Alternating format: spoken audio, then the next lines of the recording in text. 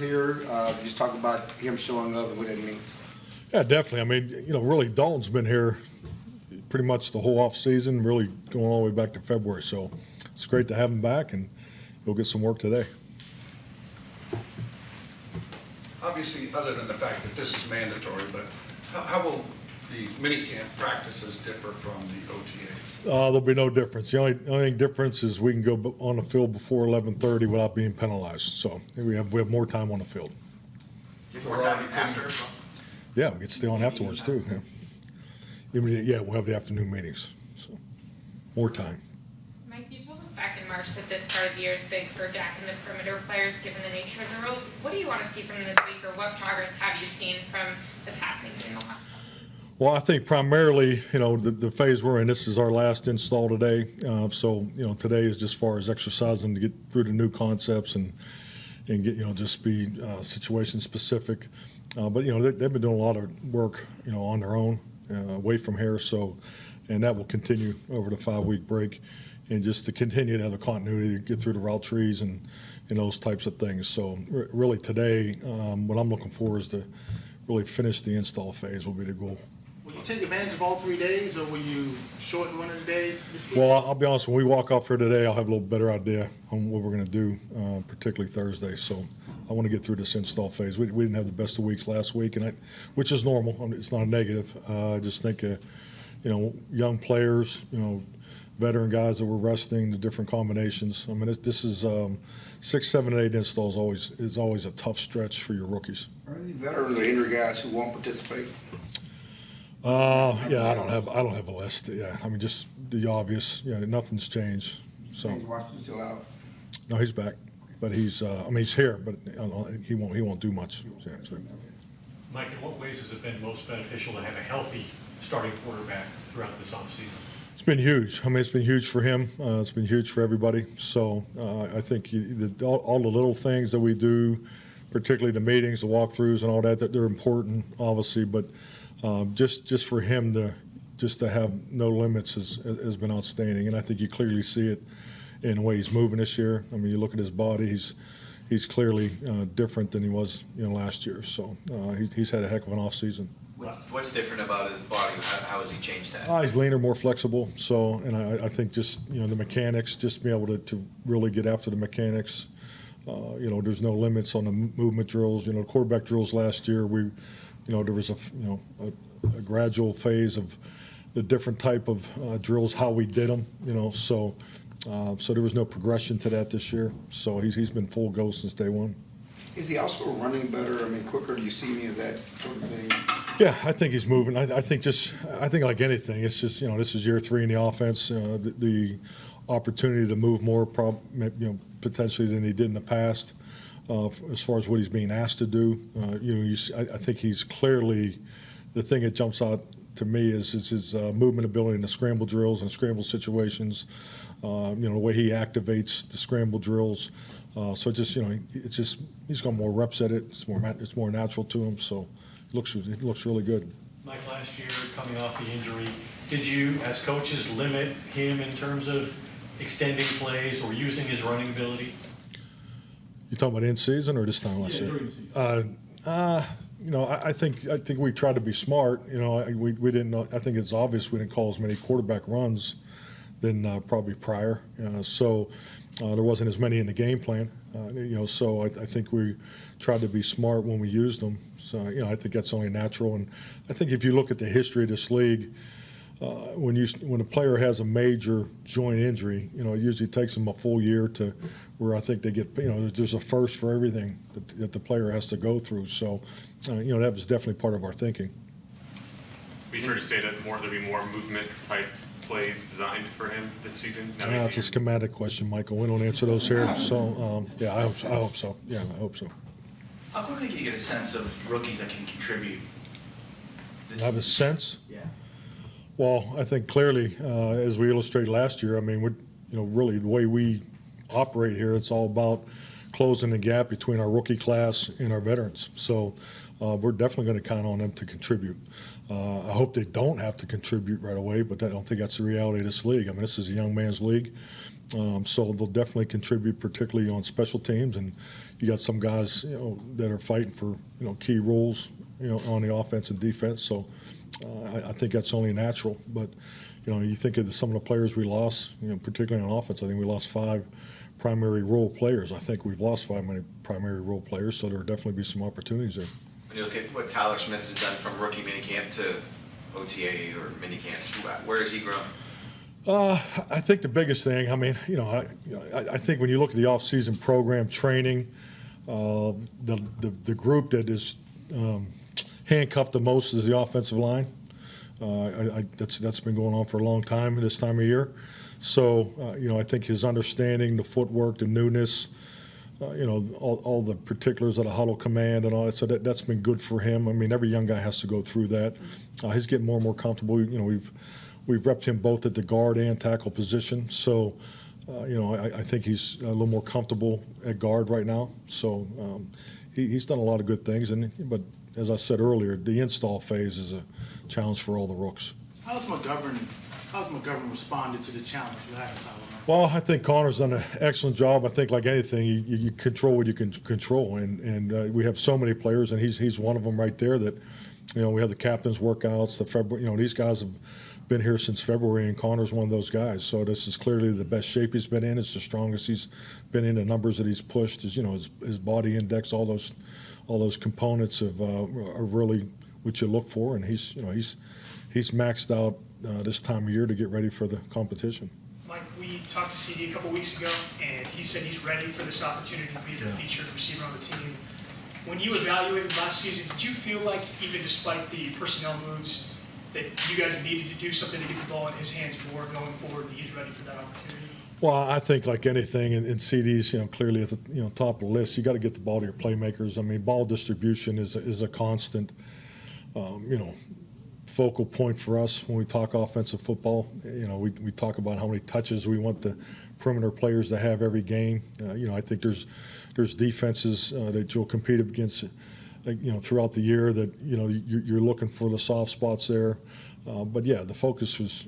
I think clearly when who plays the flanker position, the Z position, is obviously going to be in a primary situation where he can, he's going to be the number 1 read in a lot of progressions. So, and he's definitely ready for that opportunity. What's your definition of a number 1 receiver? I don't really have one because the reason I'm not saying that sarcastically, I think it's important for all your receivers. I like receivers that play multiple positions, because I'm always focused on beating the defense that's going to line up and double to your top guys. So the ability to play inside and outside, I think, is part of that description or characteristics of being a number 1 receiver. I think just like any premier player, whether they're talking about Micah Parsons or someone that Aaron Donald, if you line up in one position, I think the targeting for the offense is a little easier. So I think clearly the ability to play inside and outside, and with CD playing the slot last year and now taking the flanker position, he definitely has that flexibility to go along with a great skill set. You had increased emphasis last offseason in practice on situational football. I was curious, how have you built off that? Are you guys doing more of that? About the same? Yeah, I would say we're the numbers are similar. We'll crank it up, and last year in training camp, I don't know if we can do any more than we did last year. So, but as we work through the training camp process right now, it's a primary focus for us, and it always has. But it's just like anything, you only have so many reps, and where you're going to spend your time at, and that's definitely at the forefront. We got penalties and things. Our exit interview process and the application of the things that we really want to work on. And I've held a lot of that for training camp, just because of this environment that we train in right now was really conceptually focused. Just to get these concepts taught, get them tight, be specific, and really cater to the young players.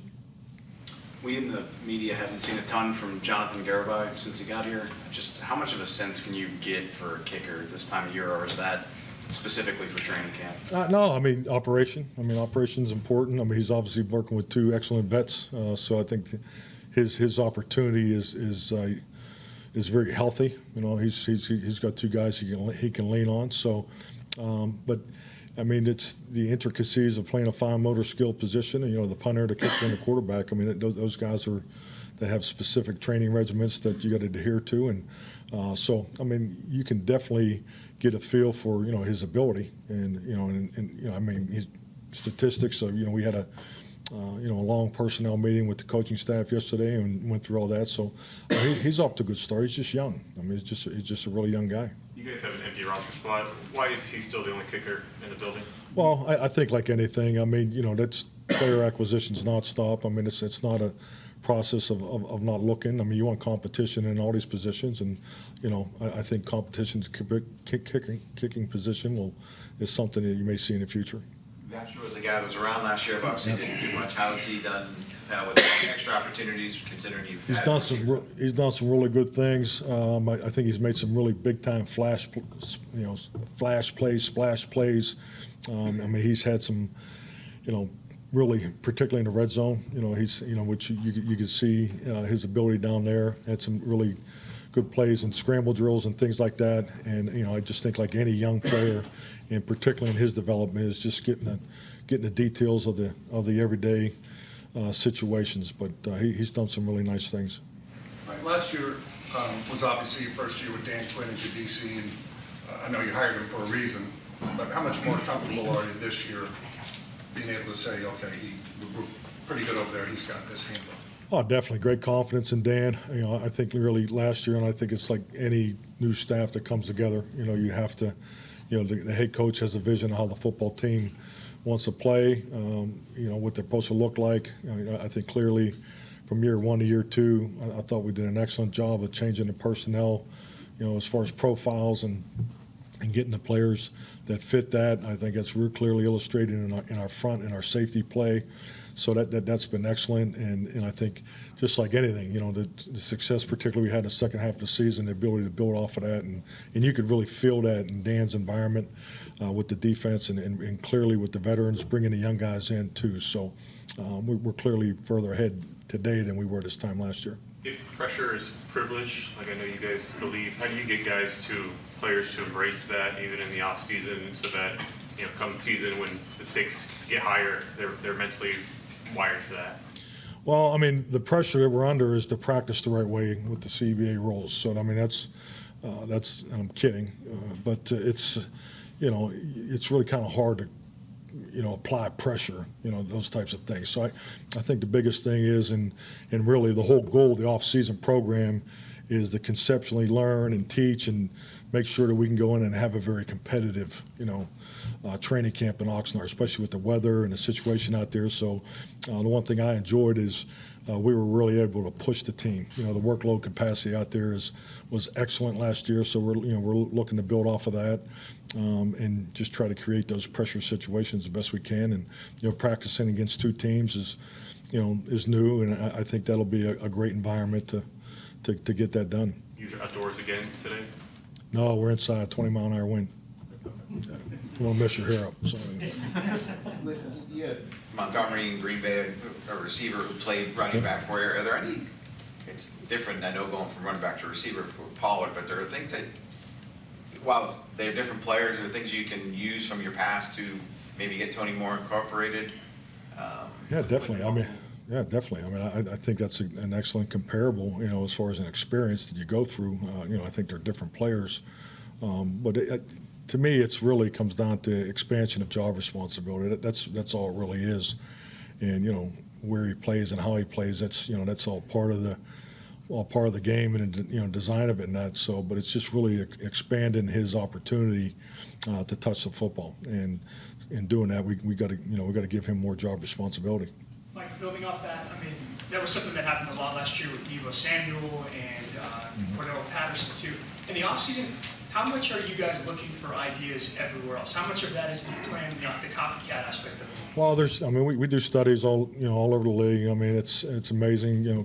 Kudos to PFF. I just think the ability to grab a hold of those concepts, the instant availability is so much better than it was 10, 15 years ago. So, and that's all part of the way the staff is designed and laid out as far as, who's responsible for what. And, on offense, as far as the coaches that with Doug Nussmeier's in charge of red zones. So, his ability to go back and look through all the red zones and the top red zones. So you're always looking at concepts, and it's not as much about having new plays. It's really the variations of your concepts, because, this league is so much about trying to stay in front of the curve, and, because you can't just line up, do the same things over and over in our games. So, and the other part is you got to protect yourself for just the volume of that too. So, you can go nuts with it, because, too much information, too much can dilute the opportunity for the players to go play too. So, but yeah, I think those are things you're always looking at. Nice coach. Good. Thank you. All right, thank you.